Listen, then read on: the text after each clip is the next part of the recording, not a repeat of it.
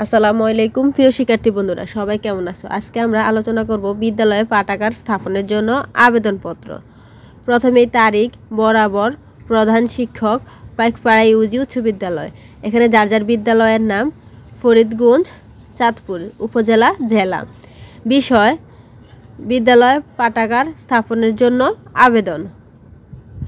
জনাব, বিনীত নিবেদন, এই যে আমরা অত্র বিদ্যালয়ে শিক্ষার্থীরা দীর্ঘদিন ধরে একটা পাঠাগার প্রয়োজনীয়তা অনুভব করছি।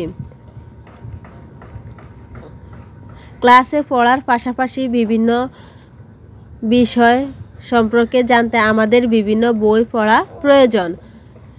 এতে আমাদের জ্ঞান যেমন বাড়বে, তেমনি বিভিন্ন শিক্ষামূলক প্রতিযোগিতা অংশগ্রহণের মাধ্যমে বিদ্যালয়ে সুনাম বৃদ্ধি করতে পারব। অতএব জনাবের নিকট আকুল আবেদন যে বিদ্যালয়ে একটি পাঠাগার স্থাপন করে আমাদের বই পাঠ এবং জ্ঞান বৃদ্ধির পথ সুগম করতে আপনার সুদৃষ্টি কামনা করছি। নিবেদক অথবা নিবেদিকা, ছেলে হলে নিবেদক, মেয়ে হলে নিবেদিকা। স্কুলের সকল শিক্ষার্থীর পক্ষে, এখানে স্কুলের সকল শিক্ষার্থীর পক্ষে নাম, রোল, শ্রেণী, শাখা। ভিডিওটি ভালো লাগলে আমার চ্যানেলটি সাবস্ক্রাইব করে পাশে থাকবে। আল্লাহ হাফেজ।